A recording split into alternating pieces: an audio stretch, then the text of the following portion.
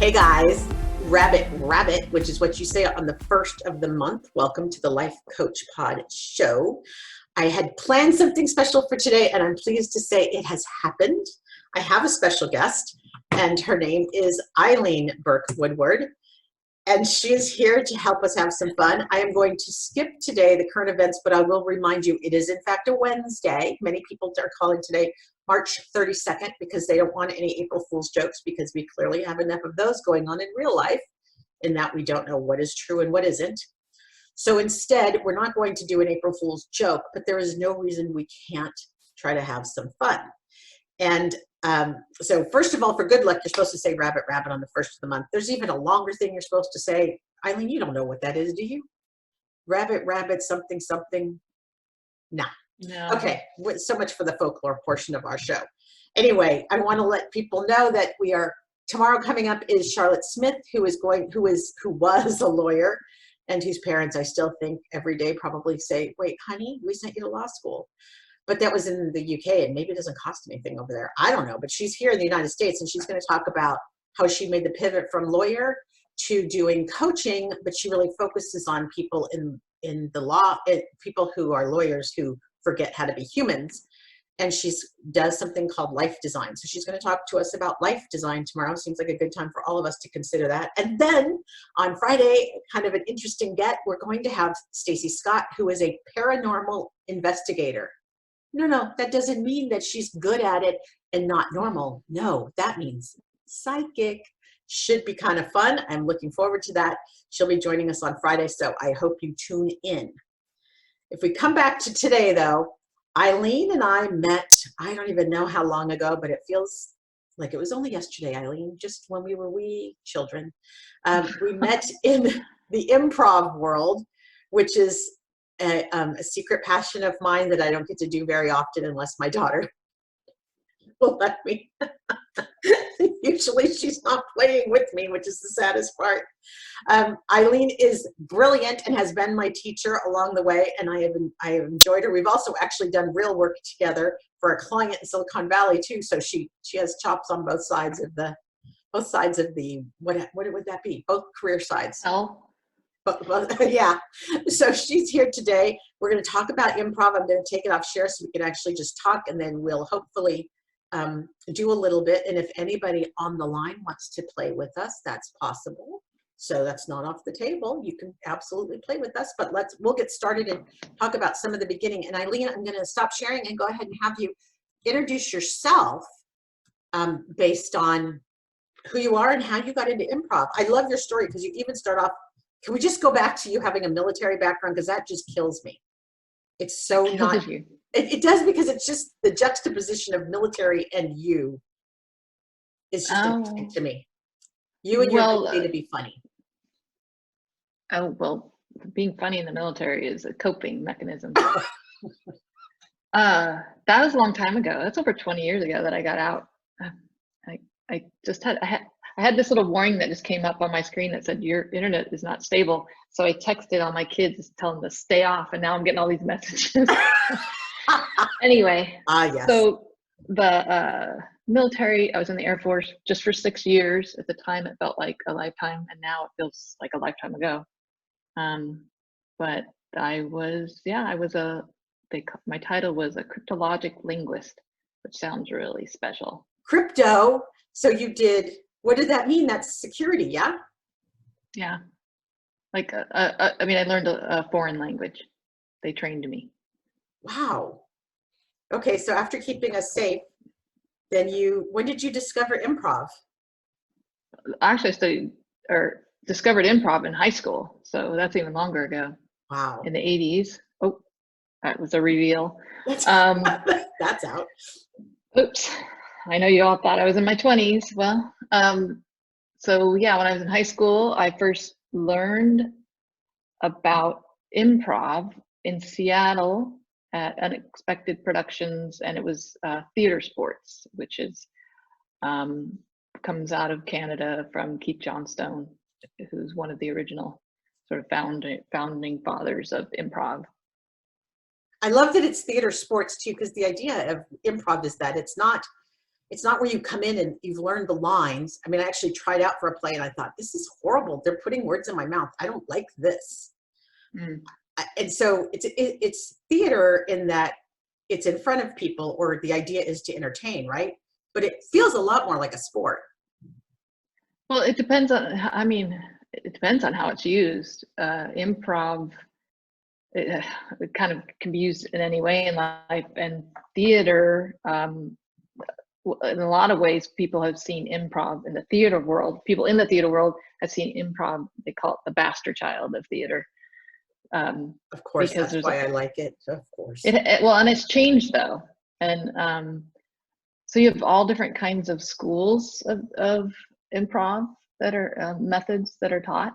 I think there used to be more rivalries between them, but now I think there's a lot more collaboration, the way it should be, I think. Because improv is really should be always bringing people together, in my opinion, no matter that's what you're actually thinking. why when I started doing it, and I was over 50 when I started, but I loved, it was collaborative. It was celebratory in that it was about having a good common experience and having a hell of a good time. And I think people don't realize how often sitcoms and shows you see on TV have an improv heart or soul in there, that they allow their actors sometimes to try things, or they keep taping to see where someone will go once they're in character. I think The Office had a lot of that, where the people were in character and then just were allowed to kind of riff and go with it. Yeah, and a lot of those performers started in improv too. Yeah, so Second City, was that an improv troupe? Yeah, and they're still around, Second City. Okay, some of our favorites. It's a school, yeah. At least for our peer group, some of our favorites came out of Second City for sure. Back in the day, as they say. So when you're talking about improv, there are some fundamental rules right up front, and basically those are the rules that keep the boundaries in place, and then so you can play. That's why I think of it as a sport. There's just a few things you got to do to stay on the field. And one of the kids there. No, it's the big kid making a lot of noise. Kid. Yeah, we talk improv, and here he comes. It's the sound effects guy. He's awesome. So if we think of this, the basic rules of play. If you're going to get on the team, if you're going to get on the field, what are the rules we need to know for improv? What are the few most important basic principles? I think most people have heard of the principle one, which I wouldn't say, I mean, it's important, is yes and. That is the idea that you say either in the beginning when you're first doing improv, we train you to literally say yes, because we are very conditioned to often say no to anything that we don't know that's coming. So it's a control thing. So we train you just literally say yes to things, so that you are accepting whatever your scene partner has offered to you. So you'd say yes, and then the and is whatever they've offered you, you're going to add to that. So a yes and would be, Eileen, your hair is very curly. Yes, and my eyebrows are too, but I straightened them. Said Andy Rooney. Okay, but that's the idea. It's actually a great communication skill anybody can use anywhere in the world, because it's the idea of you've heard what someone said, you acknowledge what they said, and now you can add to it. You didn't shut them down.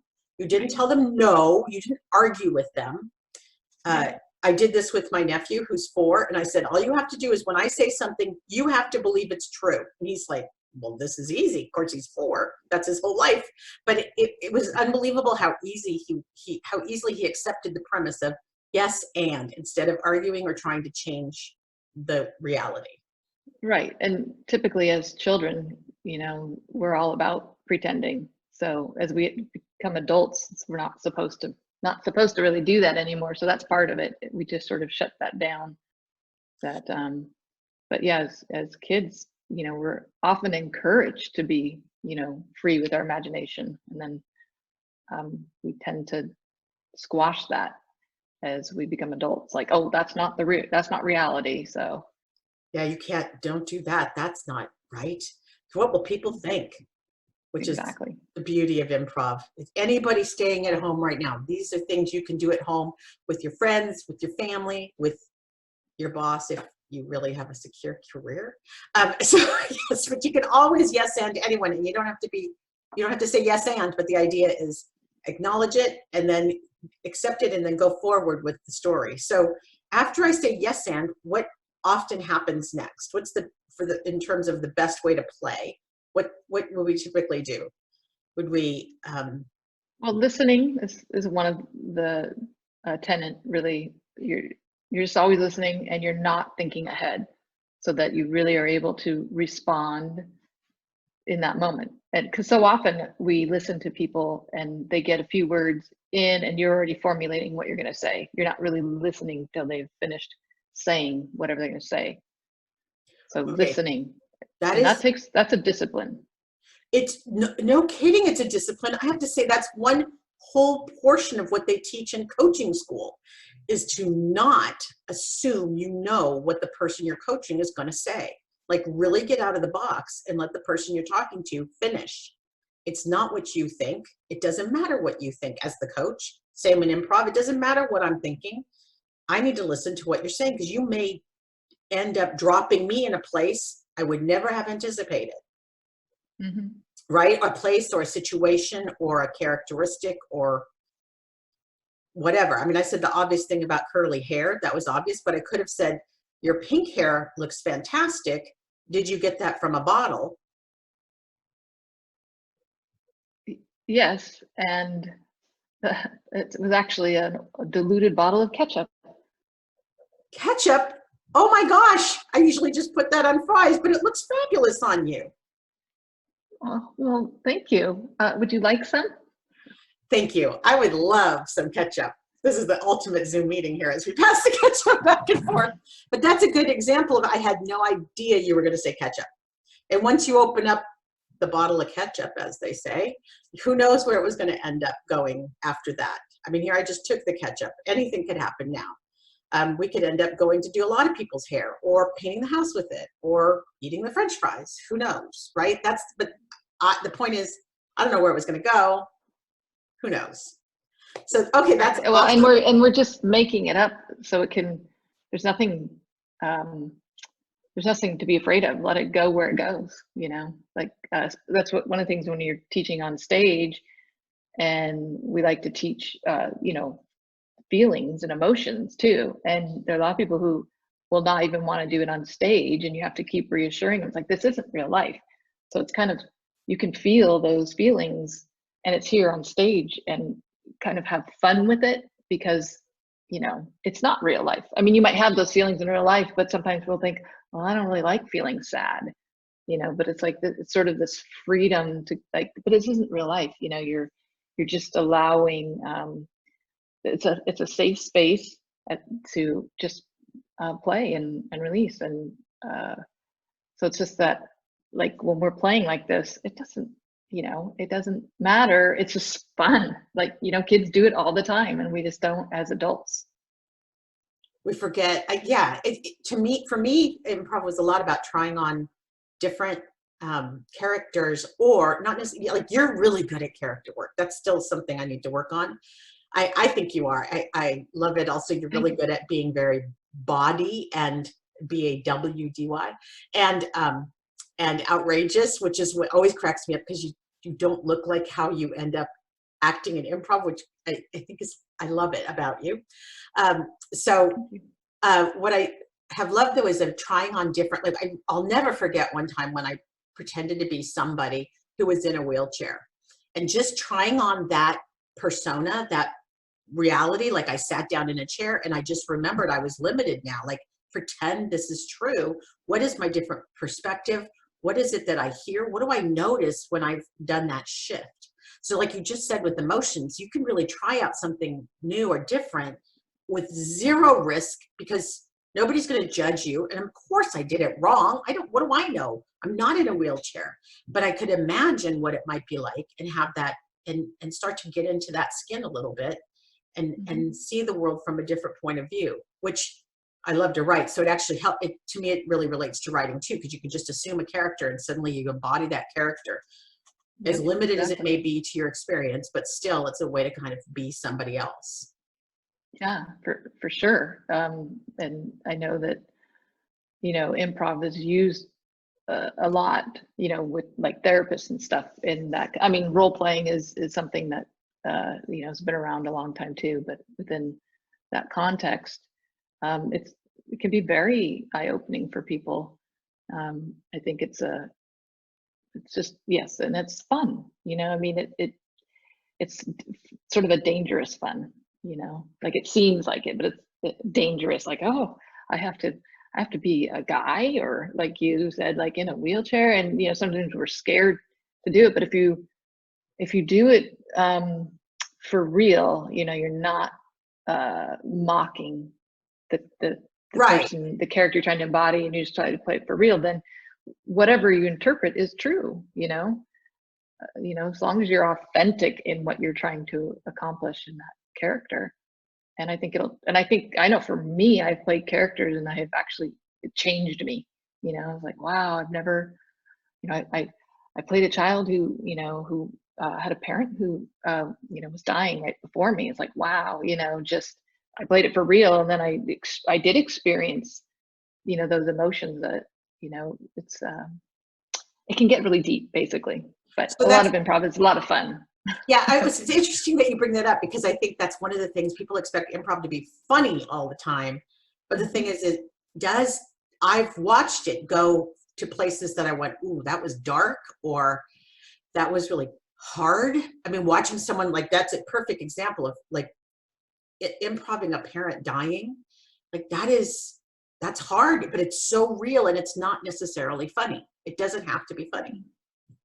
Right. And I think that's one of the things that's a shift in general that with improv that's changed. Because back in high school, one of the reasons I got into improv was because that people said, "Oh, you're funny. You should do improv." So it used to really be this idea, because so many funny people came out and went to Saturday Night Live and stuff like that. So it was sort of that idea that that's the funny school.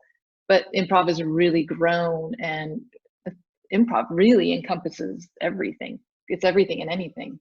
So I think once some of those limits have been moved, you see there's some wonderful actual theater that's done in San Francisco and LA, where they do full length plays.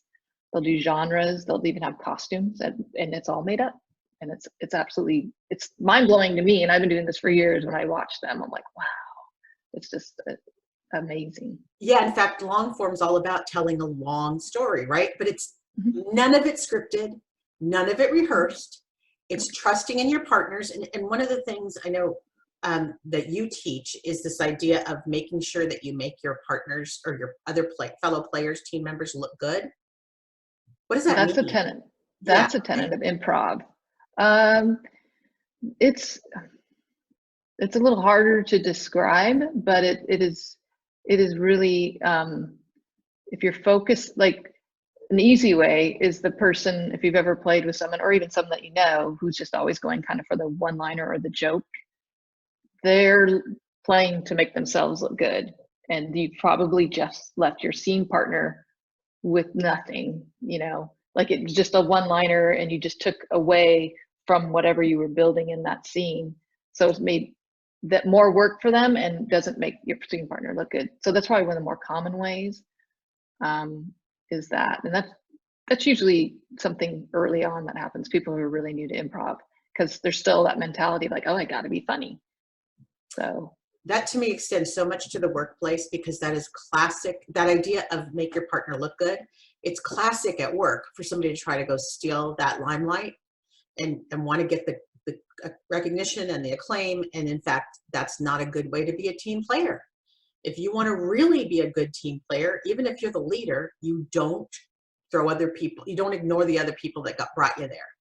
You bring everybody right. with you, and you share that limelight with everybody who helped make you successful. And Which, I've seen a lot of the CYA, which is when somebody doesn't want to make themselves look bad. It's not necessarily about making their coworker or partner look bad, but because they are like, ooh, I don't want to look bad. So they do something that's still just very self-promoting. And then it reflects badly on the scene partner or your coworker, because maybe you're caught, or you would be caught in a lie, so you shifted enough so then it makes it look like, oh no, it was my coworker who was lying, something like that, where it's like it wasn't that you were intentionally trying to make them look bad, but because you were trying to make yourself look good, that made them look bad. So. And you've definitely, anybody who's out there watching, I think Drew Carey's show probably, What's Your Line, has some of the best. Whose Line Is It Anyway? Yeah, Whose Line Is It Anyway? Sorry. Yeah, that's it. What's Your Line? Oh, good God, I'm not even that old. Holy crap. I'm so not that old. Anyway, yeah, Whose Line Is It Anyway? I think in general, I mean, here we had a bunch of egomaniacs on the stage, and yet, when you really watch, especially Colin and Ryan play, who clearly have played together a long time, they knew when they were poking each other. They knew when they were setting each other up. And they also did a really good job of always making each other look good. I mean, they could tell if somebody was going off the deep end, they'd help bring them back or whatever it took. For anybody who wants to see it, pros in action. Right. And that's definitely that's like a sport kind, like there's theater sports, comedy sports, and then what they do is very much a competition as well, which makes it fun. And it's definitely about being funny on that show. Absolutely. It's all about being funny. Yeah. And actually they just dropped a new season. So it's on CW. Oh, they did? Okay, great. Yeah, and you're right. That's absolutely about being funny, which is very different than, tell me the name of the group that's in San Francisco. I always forget. Bats? Yeah, Rafe and those guys? Yeah. Free for All? Free for All. So they do a long form, and those videos are available on YouTube as well, I think. Maybe on their website, Free for All, to see if you want to see more drama, more story. I think what they do really well is story. Right? Would you agree? And they do that at Bats, and they also do it LA. And I mean, there's other theaters certainly around the world that do the same kind of where they'll do full length plays. Sometimes they have costumes, and it's really just amazing, what they do. And I think what you really see is that once you know to trust your fellow players, it becomes even easier, because they're never going to leave you hanging. They're doing their best, and that this is in true live real-time collaboration. Yeah. Yes. All that trust is very important. Is your husband still standing there? No, he went outside. Anyway. Okay, good. I was going to put him to work. I was going to make him improv with us. Do you want to try some? We don't even have, how do we get a prompt? You mean you and I? Yeah. Let's see if we can try at least a discussion. Maybe we do something on video. This is the weirdest thing ever. I usually work off your physical comedy too, because you're good. Oh, I know it's hard. This world of Zoom. That's right. The world of Zoom. But if we that's speaking to that. That's one of the where improv has helped me. I recognize far more quickly nowadays when I have my own resistance. Like as soon as they extended our shelter in place, the initial feeling was like, no, but immediately I'm like, yes. and it's amazing just accepting it, how much that just took stress off. It's our resisting so much is what causes so much of our stress, is when we're just like, I don't like this. And then you create all this physiological reaction in your body, when it's like, the sooner you're like, oh, yep, this is happening. And I guess I'll be cleaning my house even better. Yeah, if there's a meta theme to this series of podcasts, it's that get over what you cannot change and go with the flow, baby.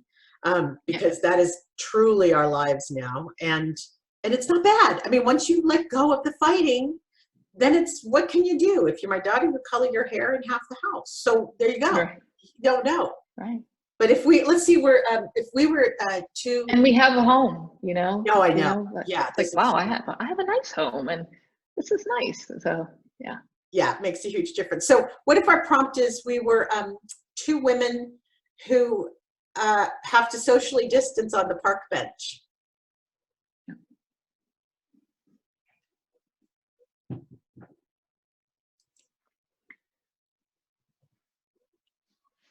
Kathleen, I noticed that you're actually sitting 6 3/4 feet from me, and that's not necessary.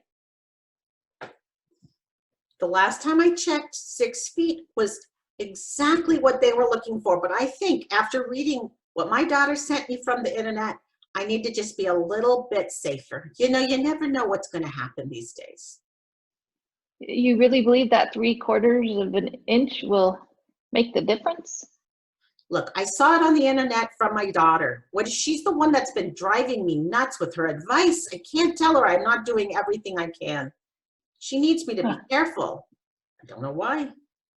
Well, she does have that internet degree, so she probably knows.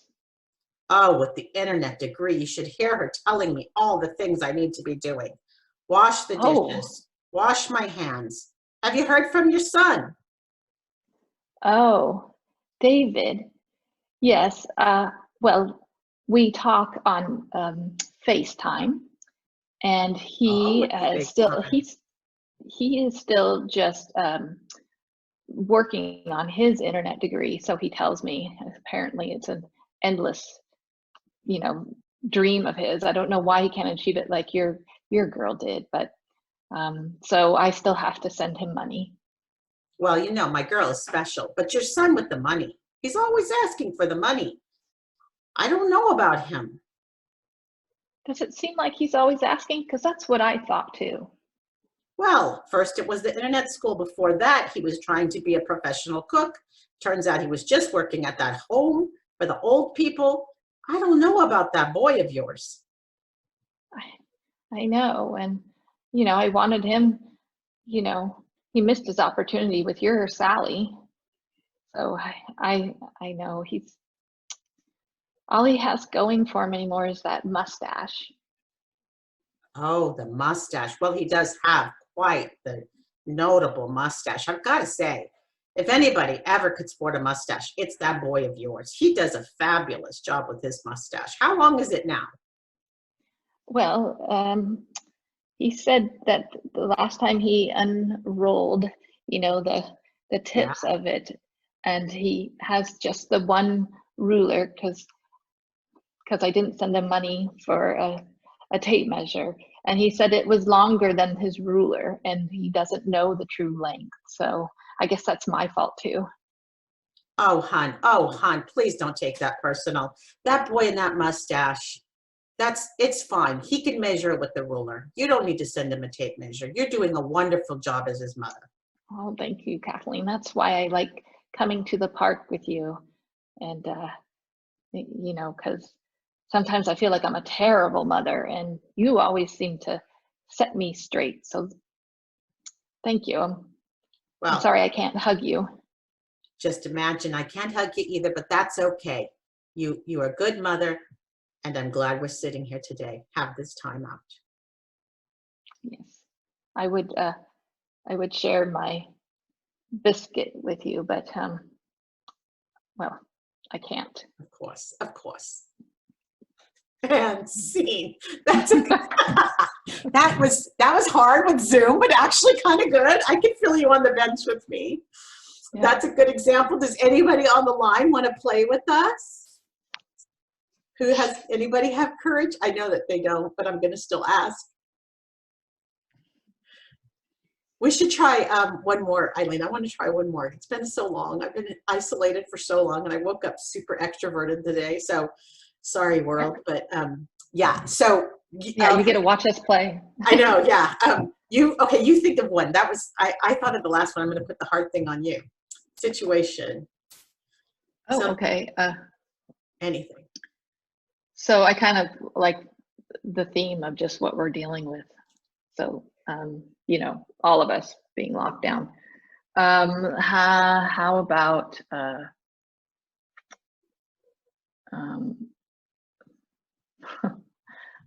not just so limiting. I know. I was gonna say, or we could go really dark, but I'm not sure. I know. Yeah, we're two clowns getting ready to perform our Zoom circus. Okay, two clowns. I'm not gonna wear pants today. Oh, homie, you. What if kids come? Well, Oh, the kids coming to our Zoom circus. I think that I'll just sit down the whole show. You know, it's bad enough I got to put on all this makeup for the kids, but they don't need to, I don't need to put on the pants. Well, homie, I'm looking and, well, I think you should put on something. Fine, fine. I have some big ones I can put on. It's not like the kids are going to notice. They're going to be looking at our faces. I'm trying so hard to get this makeup right, but I don't know how it's going to look on this video camera. Well, we can apply a filter. A filter? Well, Well, that's what I heard from our little clown tech. He's not here. that clown tech, he drives me nuts with his orders and what we're supposed to do. I know, and he's so small. He's so small. Did they get him from the kids that ride those bikes in the big ring? Is he related to those small people? I think so. I think he is their. I think he's their butler. What? I don't know. Does that make sense? That the small bike people have a butler? I never thought about it actually. That's funny, homie. It kind of makes sense to me. Now, That's do you funny. think these kids are going to understand how clowns work? I mean, this is kind of not the same. How are we going to use our physical humor? I think we have to minimize it.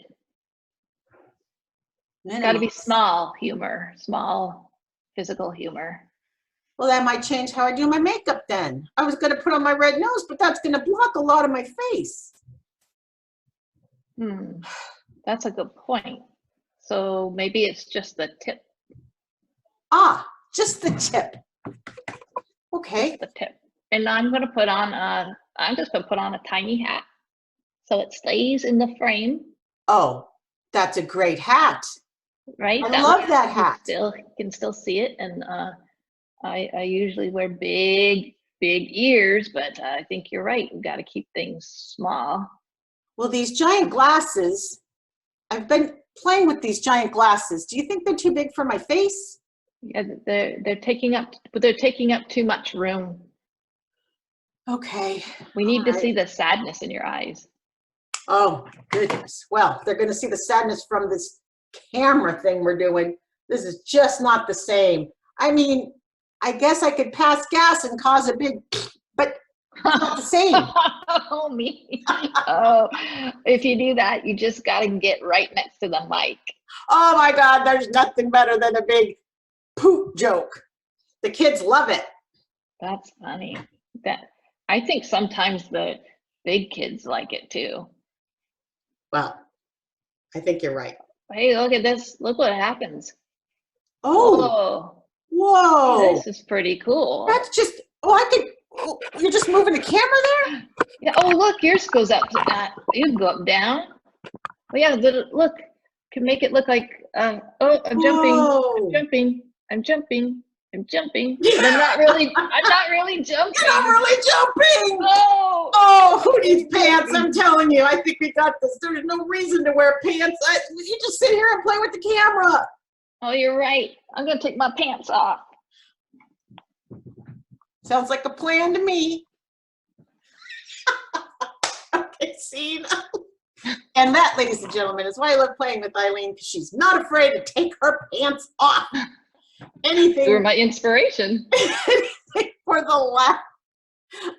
Eileen, I want to thank you for coming today and to do something lighthearted in lieu of April Fools. Again, as we're not celebrating April Fools because it's too weird today.